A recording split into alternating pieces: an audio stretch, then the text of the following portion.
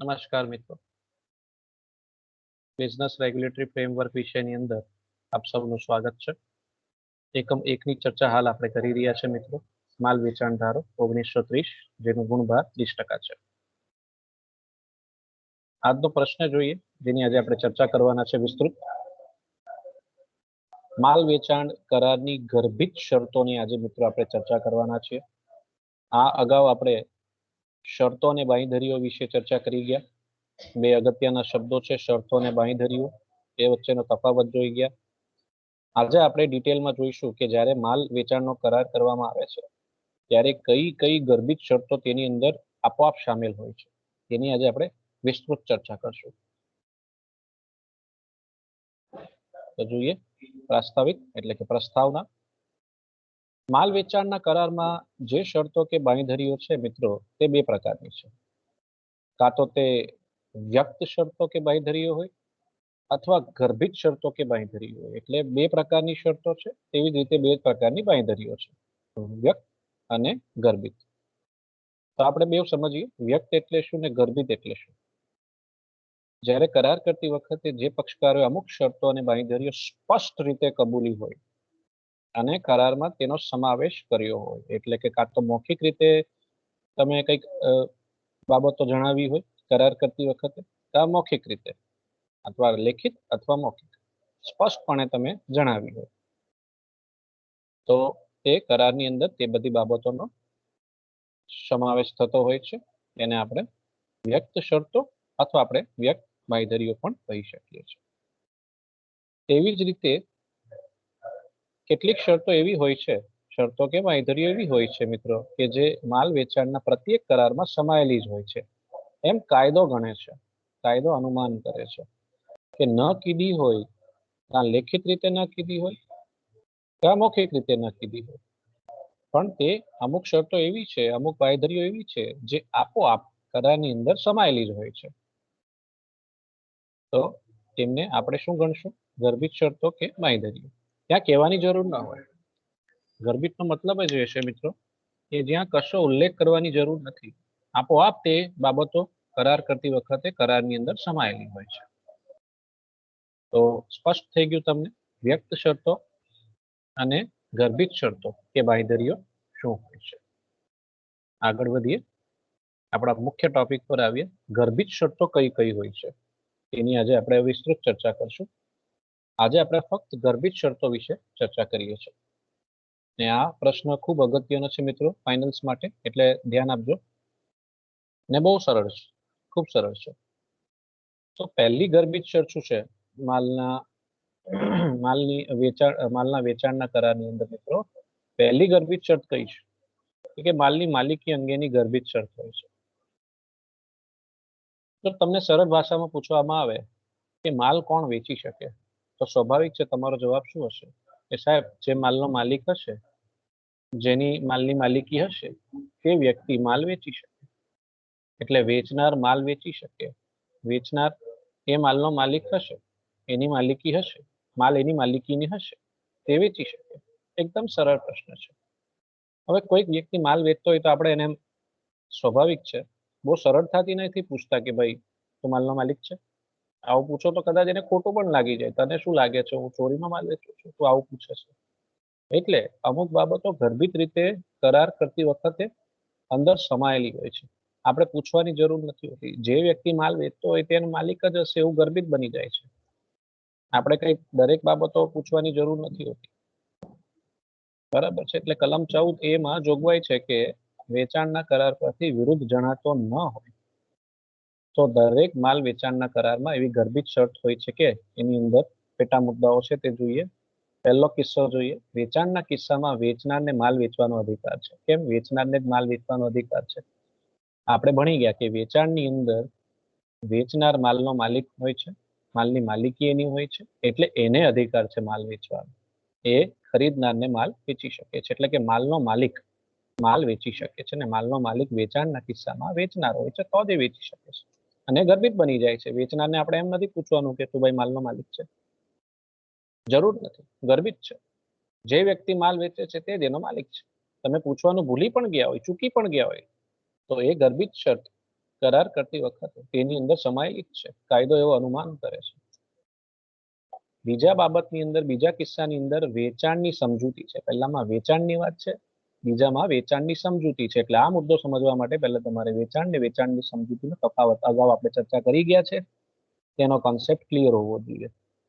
વેચાણની સમજૂતીના કિસ્સામાં જ્યારે માલની માલિકીની ફેરબદલી થવાની હોય ત્યારે વેચનારને માલનું વેચાણ કરવાનો હક હશે. તમને ખબર જ છે કે વેચાણની સમજૂતીની અંદર માલની માલિકી તરત જ વેચનાર તરફેણથી ખરીદનારને મળતી નથી, એ ભવિષ્યમાં મળે છે. જ્યારે વેચનારને માલ મળશે, એ પ્રાપ્ત કરશે કા તેનું ઉત્પાદન કરશે, આપણે ચર્ચા કરી ગયા છે. ઉત્પાદન કરીને જ્યારે તે વસ્તુ પ્રાપ્ત કરશે, માલ પ્રાપ્ત કરશે, ત્યારે તે વેચનારને માલ આપી શકશે. એટલે અહીંયા તરત જ માલની માલિકીની ફેરબદલી નથી થતી, પણ ભવિષ્યમાં થશે. એટલે જો પાછળથી વેચનારનો માલિકી હક ખામીવાળો માલુમ પડે, જો પાછળથી વેચનારનો માલિકી હક ખામીવાળો માલુમ પડે મિત્રો, તો ખરીદનારને શું અધિકાર મળશે સાહેબ? ખરીદનારને કરાર રદ કરવાનો અધિકાર મળશે. એટલે જે વ્યક્તિએ તમને માલ વેચ્યો હોય ને તે એનો સાચો માલિક ન હોય ને તમે એવું પૂછવાનું ભૂલી ગયા હો, ચૂકી ગયા હોય, તો એવું નથી કે તમે હવે એ માલ પરત કરી શકો નહીં અને કરાર રદ કરી શકો નહીં. ખરીદનાર તરીકે તમને અધિકાર મળે છે કે જો માલની માલિકીની અંદર ખામી હોય ને તમને પાછળથી ખબર પડે, ત્યારબાદ પણ તમે તે કરારને રદ કરી શકો છો, એવો અધિકાર છે તમારી પાસે. ઉદાહરણ જોઈએ મિત્રો. એક્સ એ વાય પાસેથી એક મોટર ખરીદી હતી. એક જબરજસ્ત કેસ છે, પ્રોવલેન્ડ વર્સેસ દિવેલ, 1923 નો કેસ છે. જરાક વિગત જોઈએ એની. એક્સ એ વાય પાસેથી એક મોટર ખરીદી હતી. એટલે એક્સ એ ખરીદી છે એટલે એક્સ ખરીદનાર થયો અને વાય વેચનાર થયો. એક્સે આ મોટરનો 4 માસ માટે ઉપયોગ કર્યો. એટલે એક્સે મોટર ખરીદી લીધી છે, ત્યારબાદ એનો ઉપયોગ સ્ટાર્ટ કરી દીધો. પાછળથી માલુમ પડ્યું કે વાય ને તે મોટર અંગે માલિકી હક ન હતો, એટલે જે વેચનાર હતો તેનો સાચો માલિક ન હતો. તેથી એક્સે શું કર્યું, તે મોટર તેના સાચા માલિકને સોંપી દેવી પડી. એટલે જે એનો સાચો માલિક હતો, માની લો મિસ્ટર ઝેડ એનો સાચો માલિક હતો, તો એને એ કાર સોંપી દેવી પડી કે એનો સાચો માલિક તો કોઈ ત્રીજી જ વ્યક્તિ નીકળી. વાયે વેચી પણ વાય એનો સાચો માલિક ન હતો. જેનો સાચો માલિક આવે, તમારી પાસે અચાનક આવી જાય, તમે આવી રીતના માલ લીધો હોય તો એકને તમારી પાસે સાચો માલિક આપે, તમારે સોંપી દેવી પડે. ભલે 3 મહિના પછી આવે, 6 મહિના પછી તમને આવી રીતના કંઈક બનાવ બની જાય તમારી સાથે. અહીં વેચાણના કરારમાં વાય ને માલિકી હક છે એવી ગર્ભિત શરત હતી.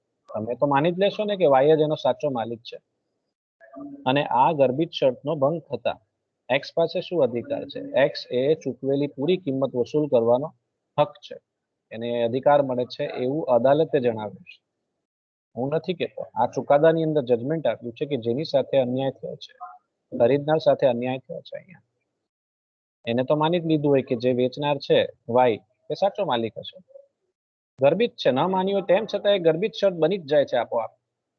તમે ચૂકી ગયો એ પૂછવાનું કે તમે માલિક છો, માલિકી તમારી છે, તો એ તમને આ અધિકાર મળે છે. તમે પૂરેપૂરી કિંમત જે તમે વાયને ચૂકવેલી હતી તે તમે માંગી શકો છો દાવો કરીને, એ તમને પરત મળી શકે છે, એની વસૂલાત થઈ શકે છે. પછી ભલે તમે એ વસ્તુને 3 મહિના, 6 મહિના, 4 મહિના એનો વપરાશ કર્યો હોય, કારણ કે મિત્રો અહીંયા શરતનો ભંગ થતા તેને કરાર રદ કરવાનો અધિકાર પ્રાપ્ત થતો હતો. આવું કેસના ચુકાદાની અંદર ચુકાદો કરવામાં આવ્યો હતો. નેક્સ્ટ બીજી શરત પર જોઈએ, જબરજસ્ત શરત છે, વર્ણનથી માલનું વેચાણ, સેલ્સ બાય ડિસ્ક્રિપ્શન. હવે ઘણી ફેર એવું બને છે કે આપણે માલનું વર્ણન કરતા હોઈએ છીએ કે આપણને કેવો માલ જોઈએ છે. તમારા માઇન્ડમાં ક્લિયર કટ પિક્ચર હોવું જોઈએ, સ્પષ્ટતા હોવી જોઈએ કે તમને કયો માલ જોઈએ છે ને કેવા સ્વરૂપનો માલ જોઈએ છે, એનું વર્ણન તમને કરતા આવડવું જોઈએ. તો જેવું વર્ણન કરશો તેવું મળશે, નહીં તો અબ્બા ડબ્બા જબ્બા. તો વર્ણન વ્યવસ્થિત થવું જોઈએ કે જ્યારે માલનું વેચાણ વર્ણનથી કરવામાં આવ્યું હોય ત્યારે તેમાં ગર્ભિત શરત એ છે કે માલ વર્ણન મુજબનો હશે. તમે જે વર્ણન કરો છો તેવા જ વર્ણનનો માલ તમને મળવો જોઈએ, ટૂંકમાં એમ કહેવા માંગે છે. એટલે તમારા વર્ણન પર આખો આધાર રાખે છે. સામાન્ય રીતે માલના વર્ણનમાં માલ અમુક વર્ગ અથવા જાતનો અથવા બનાવટનો, અમુક રીતે પેકિંગ કર્યું હોય તેવો અમુક વિશિષ્ટ નામથી ઓળખાતો હોય તેવો વગેરે પ્રકારના વર્ણનનો સમાવેશ થાય છે. વર્ણન એટલે શું છે એનું વર્ણન કરવામાં આવ્યું છે. કોઈક અમુક વર્ગનો માલ, કોઈક જાત, અમુક વર્ગ અથવા જાતનો માલ, અથવા કોઈક બનાવટનો, પેકિંગનો, અથવા કોઈ વિશિષ્ટ નેમ હોય. અમુક ફેરી આપણે બ્રાન્ડ નેમનો ઉપયોગ કરતા હોઈએ છીએ, બ્રાન્ડ નેમ પ્રમાણે ચાલતા હોઈએ છીએ, બરાબર કે નહીં? બ્રાન્ડ નેમ એટલે તમે એ જ બ્રાન્ડની વસ્તુ તમને જોઈએ. જેમ ભાઈ બિસ્કિટ તો હું ગુડ ડે ના જ ખાઉં, અમુકે ફિક્સ કર્યું હોય. ચા તો હું જીવરાજની જ પીઉં, ઘી તો હું અમૂલનું જ ખાઉં. તમે આ બધી બ્રાન્ડ નેમને પકડીને જ ચાલો છો. મોબાઈલ તો હું એમઆઈ નો જ વાપરું અથવા એપલ નો જ વાપરું, વગેરે વગેરે. આવું ઘણું બધું છે. અમુક પેકિંગ પર ફોકસ કરતા હોય છે. પેકિંગ એટલે સ્મોલ પેક હોય, બિગ પેક હોય, ફેમિલી પેક હોય, કોમ્બો પેક હોય, પેકિંગ પર ચાલતું હોય છે. આવું ઘણું બધું છે એની અંદર. તો જેવું વર્ણન કરશો તેવું મળશે, સીધો હિસાબ છે. આ પ્રમાણે માલની યોગ્ય રીતે ઓળખ થઈ શકે તે માટે તે માલ બાબતમાં કોઈ પણ પ્રકારના નિવેદનનો સમાવેશ વર્ણનમાં થાય છે. તમે વર્ણન કરશો તે વર્ણનની અંદર આ બધી બાબતો જ હશે જે ઉપર ઉલ્લેખ કર્યો છે. તે આ બધાને જ વર્ણનની અંદર આ બધી જ બાબતોનો સમાવેશ થઈ જાય છે. આ પ્રમાણે વર્ણનથી માલ વેચવાનો કરાર હોય તે પ્રમાણે જો માલ ન હોય, અમે જે વર્ણન કર્યું છે તે પ્રમાણેનો માલ જો તમને ન મળે તો ખરીદનાર તરીકે તમારી પાસે શું અધિકાર છે? ખરીદનાર પાસે અધિકાર છે કે તે સ્વીકારવાનો, આવા માલને સ્વીકારવાનો ઇનકાર કરી સાથે સાથે તેવા કરારને રદ કરી શકે છે. ઉદાહરણો અમે તેમ તો તમને ઘણા બધા ઉદાહરણો આપી દીધા, તેમ છતાં અમુક બીજા ઉદાહરણો આપણે જોઈ લઈએ કે 1999 ની બનાવટની મારુતિ ઝેન મોટર તમે હાલની કોઈ લેટેસ્ટ મૂકી શકો છો ઉદાહરણમાં, અથવા દહેરાદૂની ચોખા, અથવા અમૂલનું ઘી, અથવા અમૂલનું માખણ, સાગના લાકડાનું 5 ખાનાનું કબટ, 5 ખાનાનું. તમે જેવું વર્ણન કરો, ભાઈ મને 8 ખાના વાળું જોઈએ, 10 ખાના વાળું જોઈએ. લિપ્ટનની રેડ લેબલ 1 કિલો પેકિંગ આવી ગયું, 1 કિલો પેકિંગની ચા, અથવા 555 હમામ સાબુ વગેરે. આ સિવાય પણ ઘણા બધા તમે ઉદાહરણોમાં તરીકે ઘણું બધું લખી શકો છો, બરાબર છે. અમૂલનું ઘી છે તો અમૂલનું માખણ, અમૂલનું માખણ માંગ્યું હોય તો અમૂલનું જ માખણ તમને મળવું જોઈએ. પછી કોઈ બીજા કંપનીનું કે અન્ય બ્રાન્ડનું તમને માખણ આપે તો કદાચ તમે સ્વીકાર પણ નહીં કરો. લિપ્ટનની ચા માંગી હોય તો લિપ્ટનની જ ચા તમને જોઈએ, પણ 1 કિલો પેકિંગ વાળી તો 1 કિલો વાળી જ, પછી એમાં 250-500 આપે તો એ નહીં ચાલે. આ લિપ્ટનની જગ્યાએ કોઈ બીજી બ્રાન્ડ આપે, વાઘ બકરી છે, સોમાભાઈ છે, જીવરાજ છે, તો નહીં ચાલશે. તમે લેશો જ નહીં, સ્વીકાર જ નહીં કરશો કે એ વર્ણન મુજબનો માલ નથી. તો તમને ક્લિયર કટ આઈડિયા આવી ગયો છે કે વર્ણનથી થયેલ માલના વેચાણનું વર્ણન મુજબનું જ માલ આપવો એ વેચનારની ફરજ બને છે. અન્ય પ્રકારનો માલ આપવા તે બંધાયેલો નથી ને એને આપવું જોઈએ પણ નહીં. આગળ વધીએ, ત્રીજા ગર્ભિત શબ્દ પર આવીએ, નમૂનાથી વેચાણ, સેલ્સ બાય સેમ્પલ. અગાઉ જે જોયો તે સેલ્સ બાય ડિસ્ક્રિપ્શન હતું, વર્ણનથી માલનું વેચાણ. હવે નમૂનાથી માલના વેચાણ પર આવીએ મિત્રો. તો આ કાયદો એટલે કયો કાયદો મિત્રો? માલ વેચાણ કાયદા હેઠળ તેની કલમ 17 માં નમૂનાથી વેચાણ વખતે કઈ ગર્ભિત શરત છે તેની સ્પષ્ટતા કરવામાં આવી છે.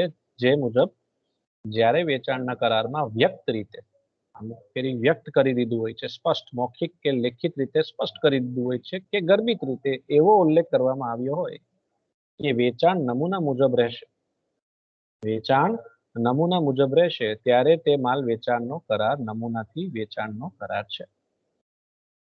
એટલે તમને કોઈક સેમ્પલ આપવામાં આવ્યું હોય, કોઈક નમૂનો બતાવવામાં આવ્યો હોય ને નમૂનાના આધારે તમે માલનો ઓર્ડર આપતા હોવ છો.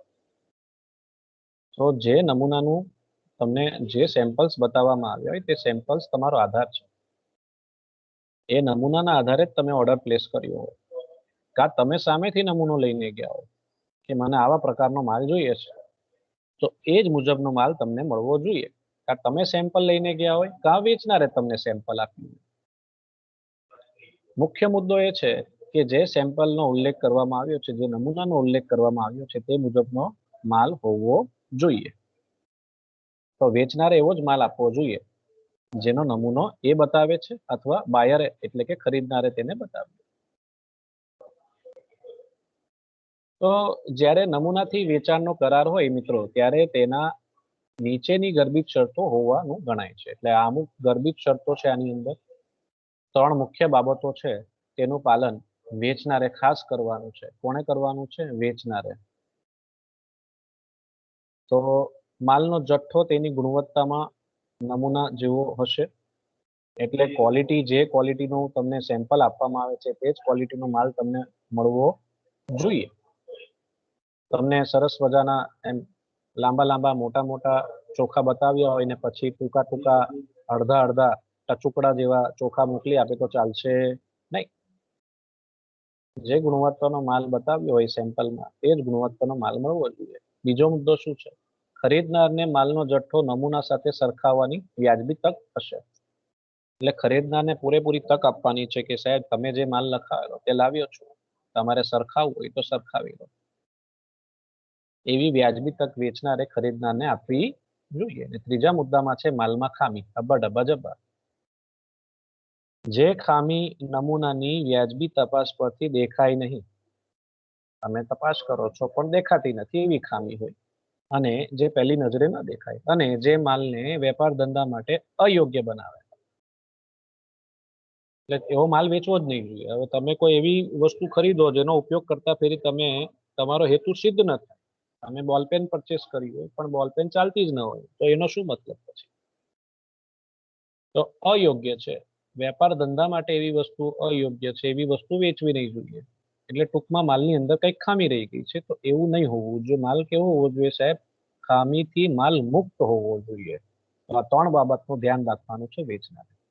જે ગુણવત્તાનો માલ લખાવેલો છે, જે ગુણવત્તાનો માલ સેમ્પલ તરીકે આપેલો છે, નમૂના તરીકે આપેલો છે, તે જ માલ મળવો જોઈએ ખરીદનારને. અને ખરીદનારને વ્યાજબી તક આપવાની છે કે માલની તપાસ કરી લો, સરખાવી લો.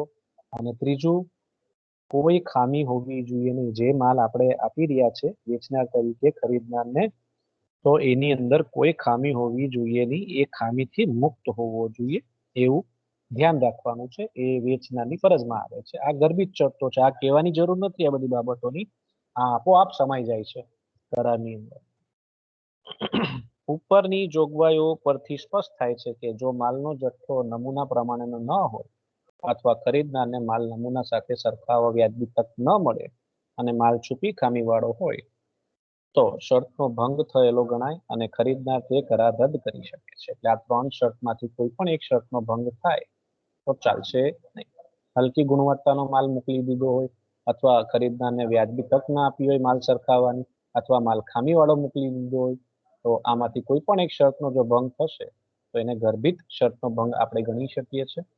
અને ખરીદનારને અધિકાર મળે છે કે માલની ડિલિવરી એટલે કે માલની સોંપણી લેવા ઇનકાર કરી શકે છે, અને એ કરાર રદ કરવા માંગે તો રદ કરી શકે છે. ચોથા મુદ્દા પર આવે. ચોથી ગર્ભિત શરત શું છે? બીજી અને ત્રીજી ભેગી થઈ જાય છે. બીજી અને ત્રીજી જે ગર્ભિત શરત છે એ ભેગી આવે છે ચોથા પંક્તિની અંદર. વર્ણન તથા નમૂનાથી માલનું વેચાણ.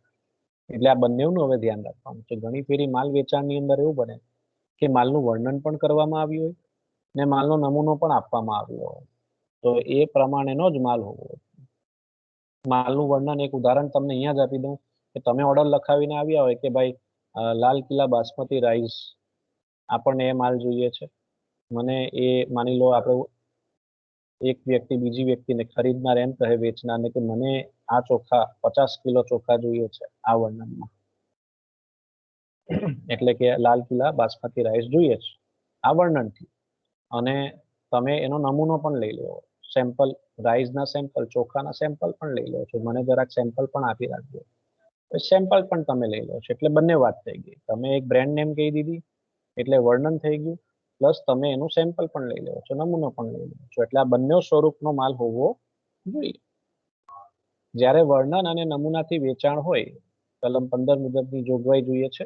જ્યારે વર્ણન અને નમૂનાથી વેચાણ હોય ત્યારે જો માલ વર્ણન મુજબનો ન હોય તો માલ નમૂના મુજબનો હોય તે પૂરતું નથી.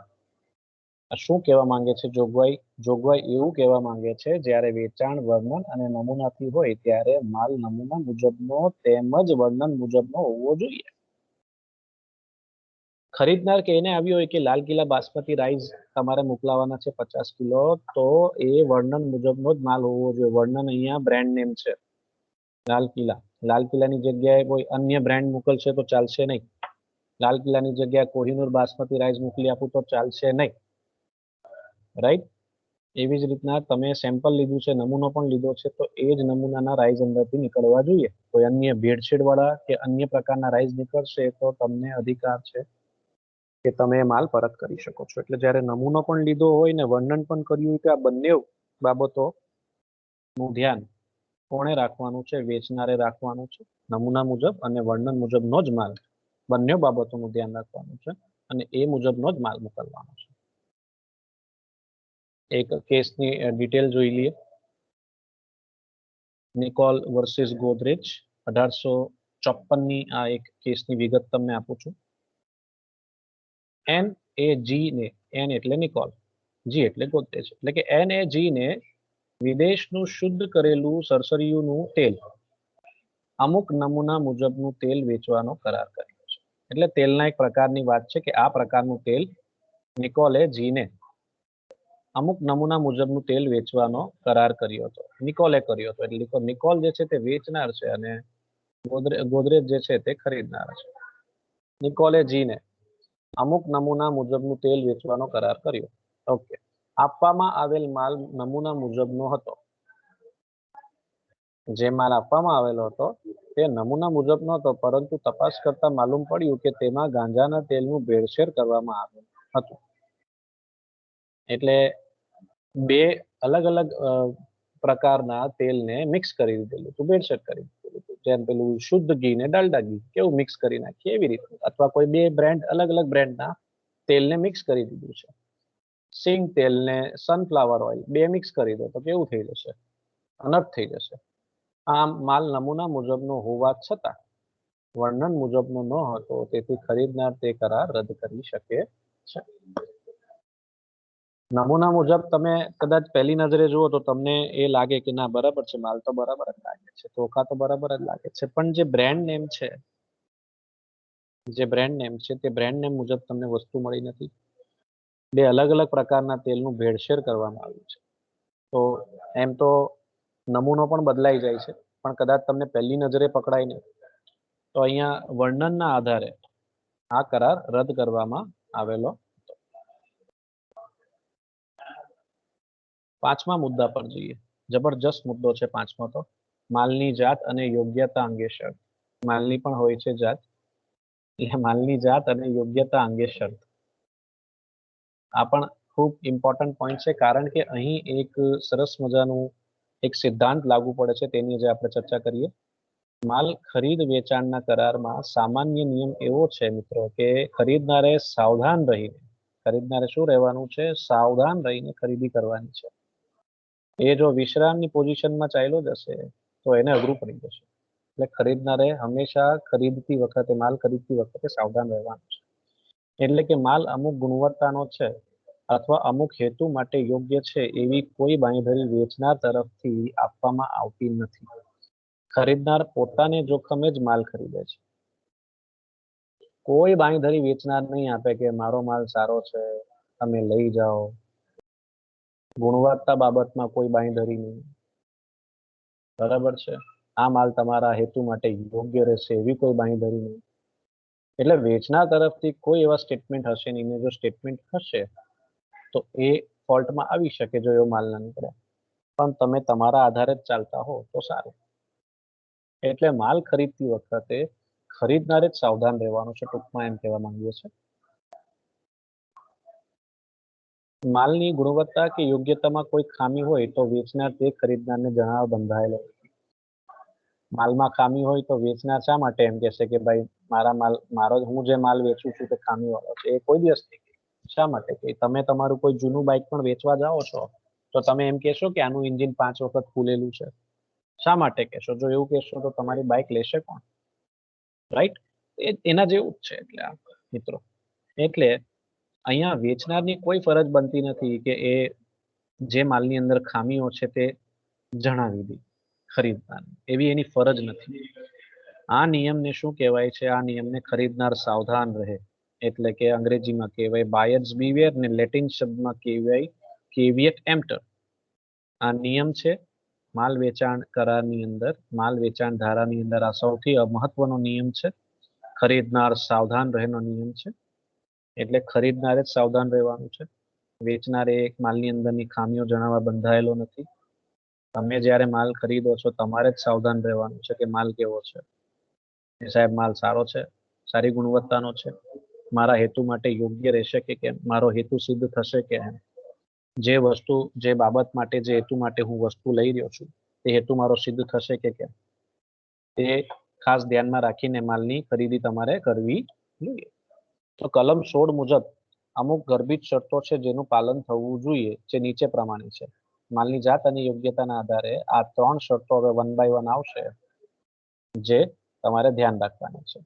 જ્યારે ખરીદનાર સ્પષ્ટ રીતે કે ગર્ભિત રીતે જે વિશિષ્ટ હેતુ માટે માલની જરૂરિયાત છે તે હેતુ વેચનારને જણાવે છે. એટલે આ ગર્ભિત હોય છે. ખરીદનારનો જે હેતુ છે તે હેતુ એ વેચનારને જણાવી દે તો પછી વેચનાર બંધાઈ જાય છે. વેચનારે એ હેતુ સિદ્ધ કરવા માટે એવા પ્રકારનો જ માલ આપવો જોઈએ. તમે કહો વેચનારને જઈને કે મને એવું રેઝર આપો કે જેનાથી મને ક્લીન શેવ થાય, તો હવે વેચનારને તો ખબર જ હોય કે કયા પ્રકારનું રેઝર વધારે સારું હશે, કારણ કે એ વસ્તુ વેચી રહ્યો છે એટલે એને વધારે અનુભવ હોય એવું માનવામાં આવે છે. એટલે એને કયા પ્રકારનું રેઝર આપવું જોઈએ, તો સાહેબ જિલેટ માર્ક 3. જો એ વેચનાર યોગ્ય વ્યક્તિ હશે, એને ખબર હશે, નોલેજ હશે, તેવી વસ્તુ એ ખરીદનારને આપશે. ત્યારમાં તમારો હેતુ સિદ્ધ થશે. ત્યારે જ તમને ક્લીન શેવ મળશે. એક ઉદાહરણ આપ્યું મેં તમને કે જ્યાં ખરીદનાર પોતાનો હેતુ સ્પષ્ટ કરે. બીજી શરત જોઈએ, ખરીદનાર વેચનારના કૌશલ્ય અને નિર્ણય બુદ્ધિ પર આધાર રાખે છે. એટલે પૂરેપૂરું તમે શું કરો છો, વેચનારને જ ઉપર બધી બાબતો એના પર છોડી દો છો કે સાહેબ તમે જ કોને આમાંથી કઈ સારી વસ્તુ છે ને એ આપી દો. આ મારો હેતુ, આના માટે હું આ પરચેસ કરું છું. તમે કોઈ મોબાઈલ ખરીદવા જાઓ મોબાઈલના શોરૂમની અંદર, તો તમે એમ કહી દો કે મને એવું સરસ મજાનો મોબાઈલ આપો જેનું સાઉન્ડ સિસ્ટમ એટલે કે મ્યુઝિક સાંભળવાની મને મજા આવી જાય. એટલે તમે પૂરા કોના પર નિર્ભર થઈ જાઓ છો, વેચનાર ઉપર. હવે વેચનાર પાસે કૌશલ્ય અને નિર્ણય બુદ્ધિ છે, એ કહી શકે છે કે સાહેબ તમે આ કંપનીનો મોબાઈલ લઈ જાઓ, આ સૌથી બેસ્ટ છે સાઉન્ડ સિસ્ટમ માટે. એવા પ્રકારનો માલ પછી વેચનારે આપવાની એની ફરજ બની જાય છે. કારણ કે અહીંયા આપણે પૂરેપૂરો આધાર કોના પર રાખી દીધો છે, ખરીદનાર પૂરેપૂરો આધાર કોના પર રાખે છે, વેચનાર ઉપર. તો વેચનારની ત્યાં ફરજ બની જાય છે. એવા જ જાતનો માલ ને એવી યોગ્યતા વાળો માલ એને વેચવો જોઈએ ખરીદનારને. માલ એવા વર્ણનનો હોય જે વેચનાર પોતાના ધંધાના ક્રમમાં વેચતો હોય. હવે તમે મોબાઈલના શોરૂમમાં જવાનો તો તમને મોબાઈલ જ આપવાનો છે, એ કઈ તમને ટુ વ્હીલર નથી આપવાનો. તમે ચાની દુકાનમાં જશો જીવરાજ ચા લેવા, તો એ જીવરાજ ચા જ આપવાનો છે તમને, કારણ કે એની પાસે બીજી બ્રાન્ડ પણ ન હોય. એટલે સ્પષ્ટ છે, કાં તો એ પોતે ઉત્પાદક હોય, પોતે ઉત્પાદન કરનાર હોય, અથવા ન પણ હોય, પણ એ જે બ્રાન્ડ વેચે છે એનું બારે માસ આ જ ધંધો હોય. એટલે આ 3 શરતો અગત્યની છે. તો માલ આવા હેતુ માટે વ્યાજબી રીતે યોગ્ય હશે એવી ગર્ભિત શરત વેચાણના કરારમાં છે એવું ગણાશે. આ 3 બાબતોનું ધ્યાન રાખવાનું છે. કોને ધ્યાન રાખવાનું છે? વેચનારે. ખરીદનારે પણ સ્પષ્ટતા કરી દેવી જોઈએ એને શું જોઈએ છે, કેવા સ્વરૂપનું માલ જોઈએ છે. તમને કોઈ શર્ટ પણ લેવા જાઓ તો તમને એની ફિટિંગના આધારે તમને આઈડિયા આવી જ જવો જોઈએ કે એમ સાઇઝની શર્ટ જોઈએ, એલ સાઇઝની જોઈએ, એક્સેલ જોઈએ, ડબલ એક્સેલ જોઈએ, પછી બહુ લૂઝ થાય છે, બહુ ટાઈટ થાય છે. ત્યાર પછી તમે તમારો હેતુ ત્યાં સિદ્ધ ન પણ થાય, તમને જેવા સ્વરૂપનો માલ જોઈએ છે તે ન પણ મળે. એટલે તમે ક્લિયર કટ તમને આઈડિયા હોવી જોઈએ ખરીદનાર તરીકે, અથવા તમે પૂરેપૂરો દારમદાર કોના પર મૂકતા હો છો? વેચનાર પર મૂકતા હો છો. તો તમે જ કહો ને સાહેબ કયું સારું હશે. આમ જો માલ ખરીદનારે જણાવેલ હેતુ માટે યોગ્ય ન હોય તો ખરીદનાર તે સ્વીકારવાનો ઇનકાર કરી શકે, કરાર રદ કરી શકે અને નુકસાન વળતર માટે પણ દાવો કરી શકે છે. 6થા મુદ્દા પર આવીએ, વેપાર ધંધા માટેની યોગ્યતા. જે વસ્તુ તમે વેચો છો તે વેચવા લાયક હોવી જોઈએ. વેપાર ધંધા માટે યોગ્ય જાતનો માલ હોવો જોઈએ. કલમ 16 પેટા કલમ 2 મુજબ. એટલે જ્યારે માલ વર્ણનથી ખરીદવામાં આવ્યો હોય અને વેચનાર તે વર્ણનના માલનો વેપાર કરતો હોય તે વેચનાર માલનો મેન્યુફેક્ચરર કે પ્રોડ્યુસર હોય અથવા ન પણ હોય, ત્યારે માલ વેપાર ધંધા માટે યોગ્ય જાતનો હશે એવી ગર્ભિત શરત બને છે. તમે જે વર્ણન કરો છો તે વર્ણનનો માલ તમને મળવો જોઈએ અને વેચનાર તેવા જ વર્ણનનો માલનો વેપાર કરતો હોવો જોઈએ. હવે સ્ટેશનરીની શોપ પર જશો અને બોલપેન વેચતો હશે તો તમે બોલપેન માંગશો ને બોલપેન જ્યારે તમે લઈને ઘરે જશો અને ત્યારે તમે ત્યાં જો એનો ઉપયોગ કરશો ઘરે જઈને તમને ખબર પડે આ બોલપેન તો ચાલતી જ નથી. તો આવી વસ્તુ જ નથી વેચવાની જે વેપાર ધંધા માટે યોગ્ય ન હોય. પણ તમારી પણ ફરજ બને છે કે તમે જ્યારે બોલપેન ખરીદેલી ત્યારે ચેક કરી લેવી જોઈતી જરાક ચલવીને.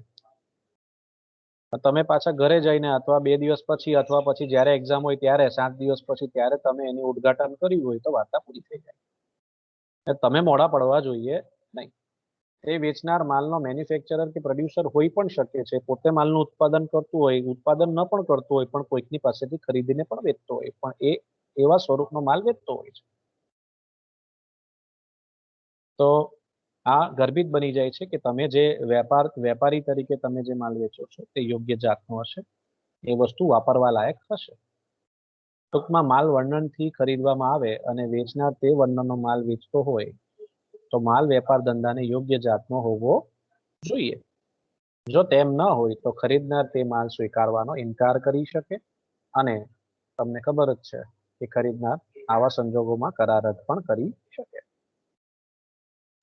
ઉદાહરણ લઈએ એક આ મુદ્દા પર, જેમ કે રેડિયો પહેલાથી જ ખામીવાળો હોય અને રિપેર કર્યા છતાં ચાલતો ન હોય, પૂરું થઈ ગયું પછી તો, એટલે તમારો રેડિયો ખરાબ થઈ ગયો હોય અથવા તમને જે રેડિયોની ડિલિવરી આપી હોય તે પહેલાથી જ ખામીવાળી હોય, તમે કીધું હોય કે ભાઈ આ તો ચાલતું જ નથી, તો તમારી પાસે 2 ઓપ્શન છે. કાં તો તમે સમજોતા કરો, સમજોતા એટલે કે ભાઈ આ ચલાવીને આપ તો હું લઈ લઈશ, નહીં ચાલે તો પાછો લઈ લે. તો પેલા ભાઈ જે વેચનાર છે તે તમને રિપેરિંગ કરાવીને પણ આપે ને, રિપેરિંગ કર્યા પછી પણ ન ચાલતો હોય તો પછી તમે શું કરશો? આ તો કબાડી કહેવાય, દદ્દી કહેવાય સાહેબ. તો રિપેર કર્યા છતાં ચાલતો ન હોય તો ખરીદનાર આ રેડિયો પરત કરી શકે અને રકમ પરત મેળવી શકે, સ્વાભાવિક છે. છેલ્લા મુદ્દા પર જઈએ. ગર્ભિત શરતનો છેલ્લો મુદ્દો, ખાવા માટેની યોગ્યતા. ખાવા માટેની ચીજ વસ્તુ વેપાર ધંધા માટેની યોગ્ય જાત હોવા ઉપરાંત ખાવા માટે તે યોગ્ય હોવી જોઈએ તેવી ગર્ભિત શરત છે. તમે જે વસ્તુ ખરીદો છો તે ખાવા લાયક પણ હોવી જોઈએ. તમે કોઈક ફરસાણ લઈ આવ્યા હોય ને ફરસાણ ખાવા લાયક ન હોય એટલે કે ખોરું હોય તો ચાલશે? ખાશો? ના સાહેબ, પરત કરી આવશો. તમે કોઈક મેડિસિન લીધી હોય અને એક્સપાયર્ડ થઈ ગયેલી હોય તો ચાલશે? ના સાહેબ, એવી મેડિસિન ખાયા પછી કદાચ અમારી એક્સપાયરી થઈ જાય, અમારો અંત આવી જાય, એટલે તમારે પણ ધ્યાન રાખવાનું છે. વેચનારે તો ધ્યાન થોડુંક રાખવાનું જ છે કે એવી વસ્તુ ન વેચે જે યોગ્ય ના હોય, ખાવા લાયક યોગ્ય ના હોય, પણ તમારે પણ ધ્યાન રાખવાનું છે. આવો એક જાણીતો મુકદમો છે આ બાબતે, તેની જરાક આપણે વિગત જોઈએ. એપ્રોનિયર વર્સિસ મેસનના મુકદમામાં વાદીએ એક બેકરીમાંથી પાઉં ખરીદ્યું, એટલે જેને કમ્પ્લેન કરી છે, જેને દાવો કર્યો છે તે વ્યક્તિ એપ્રોનિયર, એ વાદી છે, એટલે જેની સાથે અન્યાય થયો છે તે વ્યક્તિ, એને વાદી કહેવાય. જે કમ્પ્લેન કરે છે, દાવો કરે તેને વાદી કહેવાય. વાદીએ એક બેકરીમાંથી પાઉં ખરીદ્યું, જે ખાતા તેમાં રહેલા પથ્થરના કારણે તેનો દાંત તૂટી ગયો. હે ભગવાન! અહીં ખાવાની યોગ્યતાની ગર્ભિત શરતનો ભંગ થયો હોવાથી તે બેકરી પાસે નુકસાન વળતર માંગી શકે છે. નુકસાન વળતર માંગી શકે છે. હવે તમને ખબર જ છે, તમે જે બેકરીમાંથી પાઉં લાવો કે બિસ્કિટ લાવો કે જે લાવો તે બેકરીમાંથી, એનું તમે ખાવા માટે જ ઉપયોગ કરવાના છો. એ ગર્ભિત છે. એમને કઈ આપણે જોયા નથી કરવાના, ઓહો કેટલા સરસ પાઉં છે. ના સાહેબ, એને આપણે ખાવાના છે. ખાવાની વસ્તુ ખાવાની જ હોય, સ્વાભાવિક છે, ગર્ભિત છે, કહેવાનું ના હોય. તો ત્યાં આપણે બેકરી વાળાને એમ નથી કહેવાનું કે આ પાઉં સારા છે, ખાવા લાયક છે, ખાઉં તો મારા દાંત પર તૂટશે નહીં, એવું કઈ આપણે ત્યાં વર્ણન નથી કરવાનું. આવી રીતે ખબર જ છે બેકરી વાળો પાઉં વેચે છે, બિસ્કિટ વેચે છે, તો એ આપણે ખાવાના છે. પછી એની અંદરથી આવી રીતના કંઈક કંકર પથ્થર નીકળે ને એના થકી આપણને જો કંઈક નુકસાન થાય ને, આ તો બહુ એક રીતે મોટું નુકસાન થઈ જાય, ગરડા હોઈએ તો તો પછી એ સંજોગોમાં આપણે ત્યાં નુકસાન વળતરની માંગણી કરી શકીએ છીએ. આવો એક કેસના ચુકાદામાં કહેવામાં આવ્યું હતું.